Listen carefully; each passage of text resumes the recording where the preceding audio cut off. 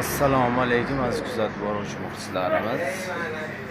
Mana soat 6 ga ish faoliyatimizni boshlaymiz. Hamma ovqatlarimiz Xudo xolasa o'nlargacha tayyor bo'lib qoladi.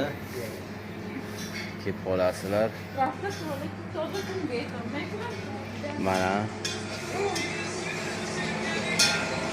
jizam tayyor, bosilgan. Bunisiga ham bitta qozonda jiz bor, bitta qo'y. Va shu ovqatlarimizdan mana hamma 20 dan oshiq ovqatlarimiz tayyor bo'lib qoldi. Oshimiz ham tayyor bo'lib qoldi. Mana tayini bosilgan.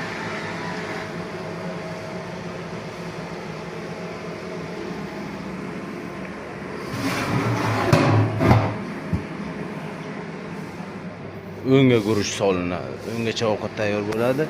8:30 ga guruch solinadi. Xudo xolasa o'ngacha oshimiz ham chiqib qoladi. Qolgan ovqatlar ham shu o'ngacha tayyor bo'lib qoladi. Kelasizlar.